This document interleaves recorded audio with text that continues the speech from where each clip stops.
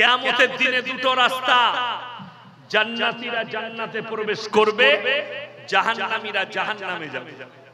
জান্নাতীরা প্রশ্ন ছুড়ে দিবে জাহান্নামী দিকে, ফি জান্নাতি ইয়াতাসাআলুনা আনিল মুজরিমিনা মা সালাকাকুম ফি সাকার, তোমরা কেন জাহান্নামে যাচ্ছ?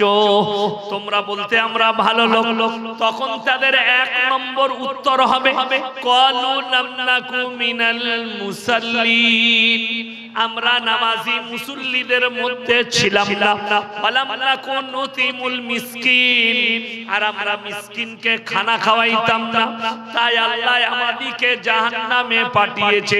ওয়া কুননা নাকুদু মাল খাইদিন, আর দাড়ি টুপি নামাজি মুসল্লিদিকে দেখে হাসি ঠাট্টা বিদ্রুপ করত, আর তাদের সঙ্গে আমরা সাথ দিতাম, তাই আল্লাহ আমাদেরকে জাহান্নামে পাঠিয়েছেন। তারা বিপদে পড়বে। ভালো লোক নামাজ পড়ে, কিয়ামতের দিনে বলবে আমরা নামাজি মুসল্লি না থাকার কারণে আল্লাহ আমাদেরকে জাহান্নামে পাঠিয়েছে। কত মারাত্মক কথা, কত ডেঞ্জার কথা। ওই জন্য নামাজ কেউ ছাড়বেন না। আদর্শবান হন, আদর্শবানের নামাজ ছাড়া যাবে না। যদি আপনি নিজেকে মুসলমান বলেন, আপনার নামাজ কাজা হবে। আপনি যদি মুসলমান বলেন, আপনার রোজা ছাড়া যাবে। আপনি যদি মুসলমান বলেন, আপনার হারাম খাওয়া যাবে না। আপনি যদি মুসলমান বলেন, আপনার সুদ খাওয়া যাবে না। মুসলমান বলেন, মদ খাওয়া যাবে না, গাঁজা খাওয়া যাবে না। বড় কষ্টের বিষয়, আমাদের দেশের লোক আমাদেরকে জিজ্ঞেস করে, হুজুর বিড়ি খাওয়া কি, সিগারেট খাওয়া কি? জিজ্ঞেস করে না করে? আমাদের সমাজের অনেক লোক, অনেক মৌলবি আছে ফতোয়া দেয় মাকরুহ, খাও। কোরআনে আছে তোমাদের জন্য নেশাগ্রস্ত জিনিস হারাম। শুধু তাই নয়, কেউ কেউ বলছে এটা নেশা নয়, আমি মেনে নিলাম এটা নেশা নয়। চলুন, কোরআনে অপর জায়গায় আছে যে জিনিসটার দ্বারা তোমার প্রাণের ক্ষতি হবে সেইটা তোমরা ভক্ষণ করো না। বিড়ি খেলে লাভ ক পার্সেন্ট? কথা বলে না, 1% লাভ আছে? কেউ বলতে পারে? সিগারেটে ক পার্সেন্ট লাভ আছে? গুটকায় ক পার্সেন্ট লাভ আছে? শুনেলেন? এই পানির বোতলটা আমাকে দিয়েছে পানি পান করতে, যদি এটাই লেখা থাকে ভাই এটাই বিষ মিশানো আছে, আপনি খেলে মারা যেতে পারে, এটা আর পান করা যাবে? জেনে শুনে পান করা হারাম, যে এটাই বিষ আছে।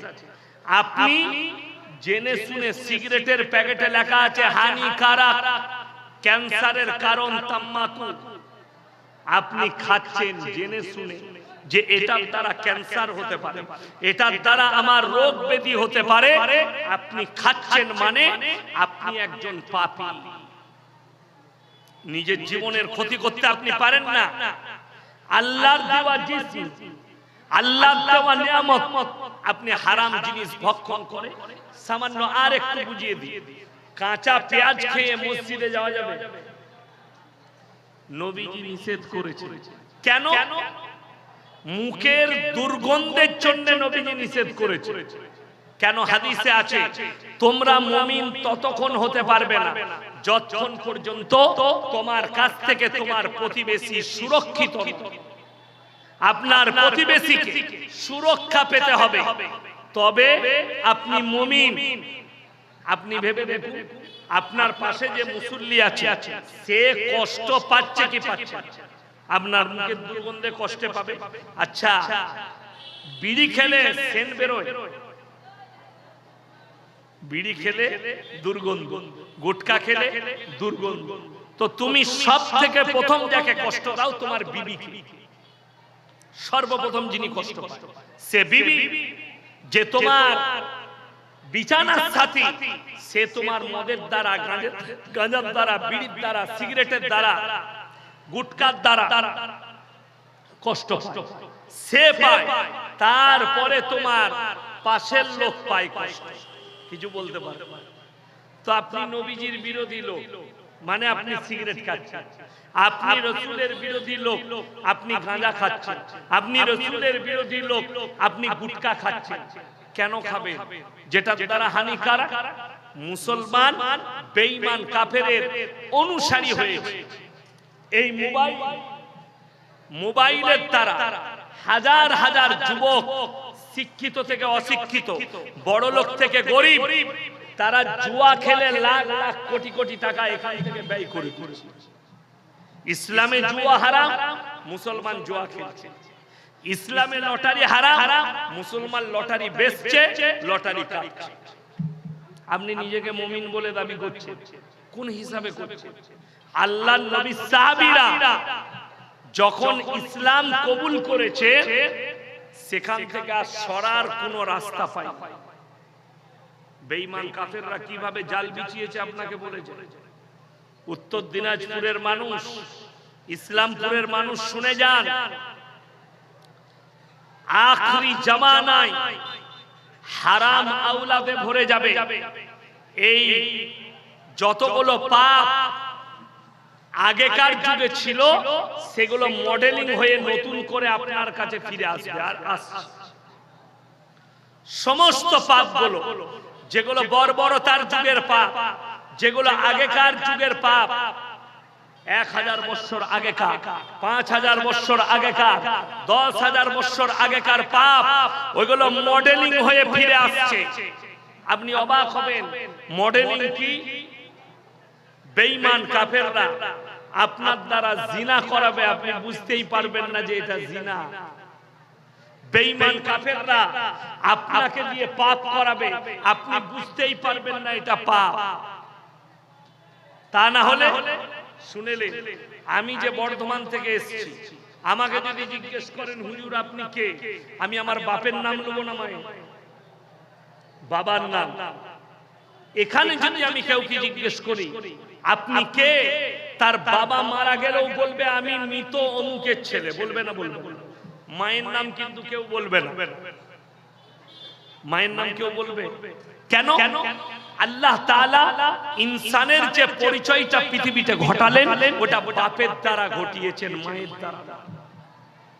একটা ছাগলের বাচ্চা হয়, হয় না? হয় না? আমরা কার বাচ্চা বলি? পাঁঠার বলি না ছাগলের? কথা বলে না? ছাগলের। গায়ের বাচ্চা হলে ষাঁড়ের বাচ্চা বলেন না গায়ে? অথচ সেই গাইটাকে ষাঁড়ের সাথে মিলামিশা করতে হয়েছে। একটা ছাগল, তাকে একটা পাঁঠার সাথে মিলামিশা করতে হয়েছে। রাস্তায় একটা মাঠে ছাগল গেলে 5টা পাঁঠা মিলামিশা করবে। কার বীর্য থেকে হয়েছে এটা উপরওয়ালা ছাড়া কেউ জানে? জানোয়ারের পরিচয় মায়ের দ্বারা, আর ইনসানের পরিচয় বাপের দ্বারা। এটা আমার আল্লাহ রাব্বুল আলামিন নিজামত করেছে দুনিয়া। জানোয়ারের পরিচয় মায়ের দ্বারা হবে এই জন্যই যে একাধিক জানোয়ার, তাদের বিবাহ নেই, যে কেউ তার সঙ্গে মিলামিশা করবে। কিন্তু ইনসান আমাদের পরিচয় ঘটিয়েছে বাপের দ্বারা। চলুন পশ্চিমী দুনিয়া, আমেরিকা, লন্ডন, জাপান, জার্মান, উত্তর কোরিয়া, দক্ষিণ কোরিয়া, চায়না, ব্রাজিল, অস্ট্রেলিয়া, যতগুলো বেঈমানদের দেশ আছে, তারা তাদের দেশের পার্লামেন্টে পাস করিয়েছে। এরপর থেকে যতগুলো বাচ্চা বাঁচবে, তারা চাইলে মায়ের পরিচয়েও বাঁচতে পারে। আমি গাড়িতে আস্তে আস্তে একটা ঘটনা দেখছিলাম। কোন দেশের একটা ভালো ফুটবল প্লেয়ার, সে তার গার্লফ্রেন্ড প্রেগন্যান্ট আছে, তো সে ইনস্টাগ্রামে, ফেসবুকে পোস্ট করেছে যে আমার বাচ্চার নাম এটা, আমার যে বাচ্চা হবে স্ত্রীর পেটে আছে। স্ত্রী এলান করেছে যে এই বাচ্চা তোমার নয়, এর বাপ অন্যজন। কথাটা বুঝতে পেরেছেন? সেটার নাম দিয়েছে রিলেশনশিপ। আজকে কলেজ, ইউনিভার্সিটি পড়ুয়া ছেলেরা এটাকে জায়েজ করার দিয়েছে রিলেশনশিপ। মানে ওর সঙ্গে রিলেশনে ছিল, মিলামিশা হয়েছে, সব হয়েছে, তারপরে ওর সঙ্গে বিচ্ছেদ, অন্য পুরুষের সঙ্গে মিলামিশা করার কারণে বাচ্চাটা তার হয়েছে। তাদের মধ্যে আর জানোয়ারের মধ্যে কোনো ফারাক নেই। তাদের বাপকে পরিচয় থাকবে না, মায়ের পরিচয় থাকবে। দুনিয়াতে হারাম আওলাদ বেড়ে যাবে। আপনি সকালবেলা ইসলামপুর থানার বাবুদের কাছে থানায় যান, গিয়ে বলুন আমার স্ত্রী পরকিয়া করেছে। আমি বলে যাচ্ছি চ্যালেঞ্জ ছুড়ে, থানার কোন অফিসারের হিম্মত নাই তার উপরে অ্যাকশন নি। কেন? ভারতবর্ষে পরকিয়াকে লিগ্যাল করে দিয়েছে সুপ্রিম কোর্ট। লিগ্যাল। একটা মেয়ে তার অধিকার মতো যে কোনো ছেলের সঙ্গে শুতে পাবে। জোরে বলুন নাউজুবিল্লাহ। এই আখলাক কার? বেঈমান আর কাফের। ওই জন্য মার্ডার, ওই জন্য গণধর্ষণ। আমার ভাই, আপনি দেখলেন তাকিয়ে, বড় কষ্টের বিষয় যে ইসলামী শাসন কি, কোরআনের বিধান কি, আর বেঈমান কাফেরের বিধান কি। তাদের কাছে জিনা আম, তাদের কাছে ব্যভিচার আম, তাদের কাছে মিলামিশা আম, তাদের কাছে নারীর কোনো মূল্য নাই। আজকে মেয়েরা ছোট পোশাক পরাটাকে বলছে এটা মডেলিং। যদি ছোট পোশাক পরা আর পোশাক কম পরা, জাং বার করো, পিঠ বার করো, প্যাড বার করো, এটা যদি মডেলিং হয়, মাথায় রাখবেন এই ইসলামপুর থানার সব থেকে বড় মডেলিং হচ্ছে কুত্তাগুলো যারা কোনো পোশাকই পরে। তা না হলে কোরআনে আছে ওয়াদরিব খুমুরিহিন্না আলা জুনুবিহিন, হে নারী তুমি পর্দা নির্ধারিত করো, তোমরা কোনোদিন ধর্ষিত হবে না, লাঞ্ছিত হবে না। ওই জন্য পর্দা, ওই জন্য মেয়েদের শরীর ঢাকা।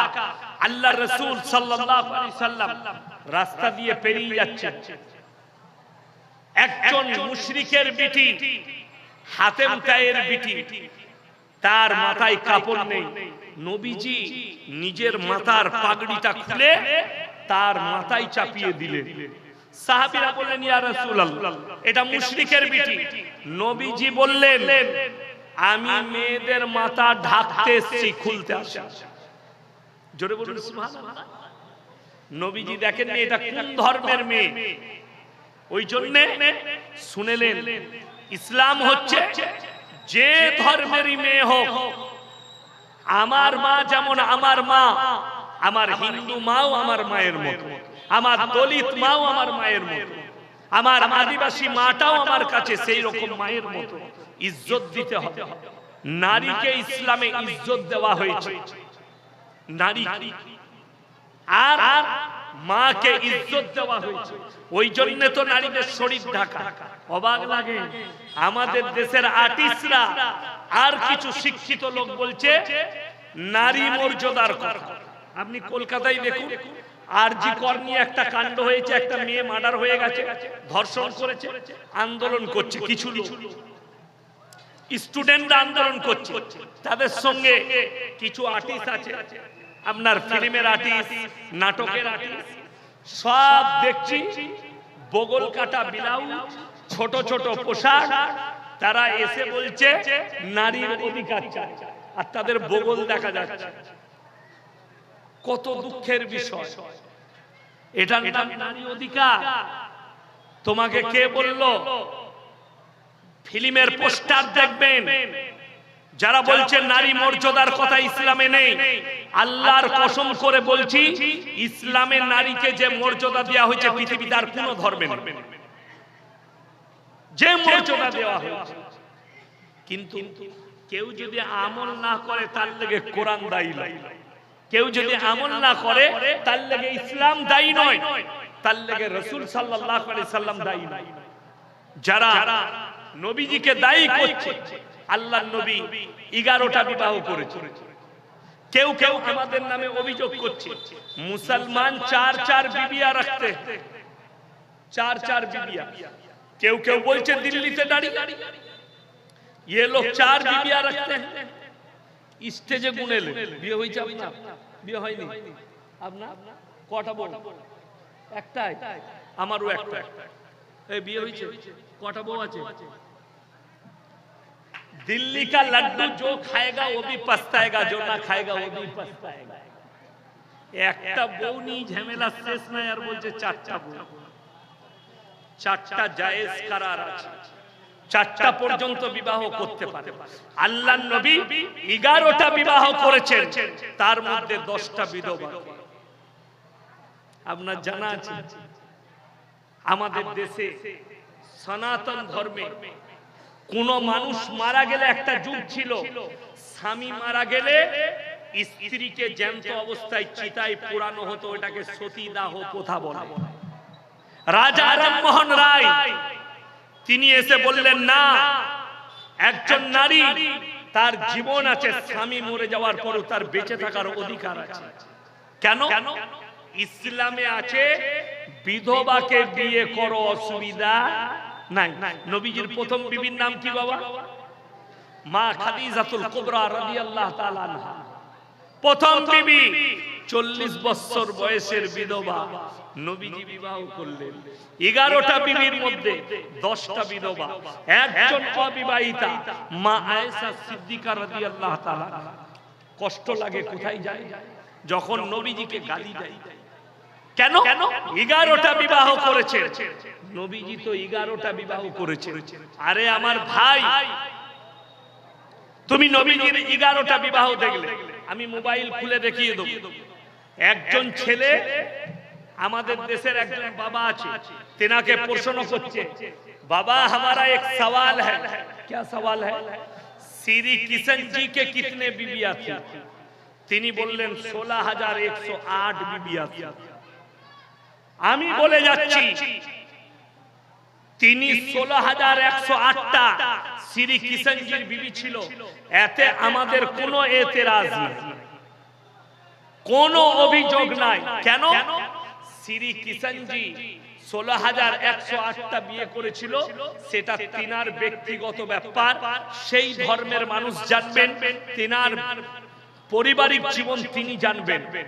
আমার আঙুল তোলার কোনো অধিকার নাই, যেহেতু সেই ইতিহাস সম্পর্কে আমার জানা নেই। অথচ নবীজিকে গালি দিচ্ছে, বড় কষ্ট লাগে। কেন বলেছি? যে আমার ভাই মুসলমান, কালমার উপরে টিকে যাও, বেঈমানের চাকা বেঈমানের উপর দিকে ঘুরে। আজকে দেখলেন আপনার আমার ছেলে মেয়েরা এই মাদ্রাসা থেকে মুখ ফিরানোর কারণে, কোরআন থেকে মুখ ফিরানোর কারণে আমাদের মধ্যে কি সব থেকে ডেঞ্জার জিনিস এসেছে জানেন? জিনাটা আম হয়ে গেছে। 14ই ফেব্রুয়ারি ভ্যালেন্টাইন ডে আপনি পালন করছেন, আমার আপনার সন্তান পালন করছে, নামটা হচ্ছে ভ্যালেন্টাইন ডে, কাজ হচ্ছে জিনা করা। নাম হচ্ছে রোজ ডে, কাজ হচ্ছে জিনা করা। নাম হচ্ছে আপনার চকলেট ডে, কাজ হচ্ছে জিনা করা। এগুলো সব ইহুদি নাসারাদের এক একটা পদ্ধতি, জিনা করা, যে এদের আখলাক চরিত্রকে সরিয়ে দাও। তা না হলে ভেবে অবাক হবে, একটা মৌলবীর বিবিকে দেখিয়ে দেন রাস্তায় বেরিয়ে বন্ধন লোন আর গ্রুপ লোন করেছে, আপনার বিবিকে রাস্তায় বার করে দিয়েছে বেঈমান কাফের। গ্রুপ লোন আর বন্ধন লোন হালাল হলে আমাদের মৌলবীর বিবিরাও বের হতো না। হাদিসে আছে 3টে কারণ ছাড়া মেয়েরা বাড়ির বাইরে যেতে পাবে। নাম্বার 1, যদি কাছের আত্মীয় মারা যায় পর্দার সহিত যেতে পাবে। নাম্বার 2, ডাক্তার দেখানোর প্রয়োজন পড়লে পর্দার সহিত যেতে পাবে। নাম্বার 3, হজ ফরজ হলে হজ করতে পারবে। আর বড় কষ্ট, আপনি বাড়িতে আপনার বিবি বাজারে, আপনি চায়ের দোকানে আপনার বিবি বাজারে, আপনি রুখতে পারেন, আর আপনি বলছেন আমি মুমিন, আপনি বলছেন আমি দিনদার, আপনি বলছেন আমি পরেজগার, আপনি বলছেন আমি আল্লাহওয়ালা, আপনি বলছেন আমি আল্লাহকে ভয় করি, আপনি বলছেন আপনি রাসূলকে ভয় করেন, রাসূলকে মহব্বত করেন। আরে আপনার মহব্বত আপনার মুখে, হৃদয়ে এক কথা, অন্তরে এক কথা, মুখে এক কথা। আল্লাহর হাবিব সাল্লাল্লাহু আলাইহি ওয়াসাল্লাম এত বড় আদর্শ দিয়েছে, ইসলাম মানে এটা নয় নামাজ রোজা তাসবিহ তিলাওয়াত করলাম কালমা হজ যাকাত, এটাই ইসলাম। পরিপূর্ণ জীবন ব্যবস্থার নাম ইসলাম, মাথা থেকে পা পর্যন্ত। বেঈমানের চক্রান্ত বলে দিচ্ছি, হাদিসে আছে, শুনেলেন আপনার বিরুদ্ধে কি কি চক্র চলছে। হাদিসে আছে পুরুষরা টাকনোর উপরে কাপড় পরবে, কিন্তু বর্তমানে যে প্যান্ট গুলো তৈরি করছে বেঈমান কাফেররা, সেগুলো সব টাকনোর নিচে। ঠিক বললাম? ছেলেদিকে গুটিয়ে নামাজ পড়তে হচ্ছে। হে আমার যুবক, ওটা হারাম। টাকনোর নিচে যারা কাপড় পরবে, হাদিসে আছে ওই জায়গাগুলো জাহান্নামের আগুনে জ্বালা যাবে। চলুন, বেঈমান কাফেররা এত সচেতন আছে আপনার ঈমানকে ধ্বংস করার জন্য, মেয়েদের জন্য টাকনোর নিচে কাপড় পরতে হবে। কিন্তু বেঈমান কাফেররা, আপনি এখন দোকানে যান, আপনার মেয়ের জন্য সালোয়ার কিনবেন, চুড়িদার কিনবেন, এইখানে মেয়েদের সালোয়ার, ঠিক বললাম? এই ওপরে পড়ছে প্যান্টগুলো। কারা? মহিলারা। যেটা হারাম, ওই অঙ্গগুলো আগুনে পোড়ানো। আমার একটা মেয়ের বয়স হচ্ছে 13 বছর, আর একটা মেয়ের বয়স হচ্ছে 7 বছর। দোকানের কিনা মাল পড়ে না, আমি ছিট কিনে নিয়ে এসে তাদেরকে চুড়িদার গড়িয়ে পড়াই। কেন? রেডিমেড কিনতে গেলে হারামখোররা টাকনুর ওপরে করে রেখেছে। কষ্ট কত লাগে। আপনার ঈমানকে ধ্বংস, মুসলমানদের ঈমানকে ধ্বংস। আপনি বাজার থেকে কিনে নিয়ে এসে বিন্দাস নিজের মেয়েকে পড়াচ্ছেন। বুখারী শরীফের হাদিস, কোন পুরুষ সে যদি মেয়েদের মতো নিজের রূপ ধারণ করে, আপনাকে দেখি ফিল্মের কোন আর্টিস্ট কান ফুটো করে বালি পড়েছে? মুসলমান বালি পড়ছে। কোন আর্টিস্ট হাতে বালা পড়েছে? মুসলিমদের ছেলেরা লোহার বালা পড়ছে। পড়ছে না? পড়ে পড়ছে। আমি গাড়িতে ছিলাম, আপনাদের মুসলিমদেরই একটা ছেলে মুলাকাত করলো আমার সাথে, বলে শেখ ভালো আছে, হাতে দেখছি লোহার বালা। আমি বললাম আমার দিমাগটাই তুমি খারাপ করে দিলে মুলাকাত করে। বলে কেন হুজুর? আমরা এই বালাটা ইসলামী শরীয়তে হারাম। যারা মেয়েদের রূপ ধারণ করবে, আল্লাহ রাব্বুল ইজ্জত কিয়ামতের দিনে বলবে তোমরা মেয়ের রূপ ধারণ করে দেখাও। তারা বলবে আল্লাহ আমরা অক্ষম। আল্লাহ রাব্বুল আলামিন তাদেরকে জাহান্নামের রাস্তা দেখিয়ে দিবে, উপায় থাকবে না। যে মেয়েরা জিন্সের প্যান্ট গেঞ্জি পরে, পুরুষের মতো পোশাক পরিধান করে, পুরুষের মতো চুল কাটে, আল্লাহ রাব্বুল আলামিন কিয়ামতের দিনে তাদেরকে বলবে তোমরা পুরুষের রূপ ধারণ করে দেখাও। তারা বলবে অক্ষম, তাদের জন্য জাহান্নাম। যারা জেন্ডার পরিবর্তন করছে, নারী থেকে পুরুষ, বাংলাদেশে হয়েছিল শরীফ থেকে শরীফা, লিঙ্গ পরিবর্তন, পুরুষ থেকে নারী হওয়া, নারী থেকে পুরুষ হওয়া। জাপানের একটা ছেলে কয়েক মিলিয়ন ডলার খরচ করে কুকুর হয়েছে। কুকুর, আপনারা হাসছেন, গুগল খুলে দেখে, আমি মিথ্যা বানানো গল্প বলি না। কুকুর হয়েছে, নিজের জেন্ডার পরিবর্তন করেছে, কয়েক মিলিয়ন ডলার খরচ করেছে। বোম্বেতে একজন আর্টিস্ট আছে, আমি নাম নেব না, এই জুবানের দ্বারা কোরআন পড়িত, ওই নোংরাদের নাম না নেওয়াই ভালো। লিঙ্গ পরিবর্তন করেছে এমন একজন আর্টিস্ট আছে, ডাইরেক্ট জেন্ডার পরিবর্তন করেছে। এদের জন্য জান্নাতের কোনো রাস্তাই নাই। যারা লিঙ্গ পরিবর্তন করে, পুরুষ থেকে মহিলা হওয়া, মহিলা থেকে পুরুষ হওয়া, শুনেলেন পাপগুলো ধেয়ে কিভাবে আসছে? সমকামী এই পাপটা ছিল লূত নবীর কওমের কাছে।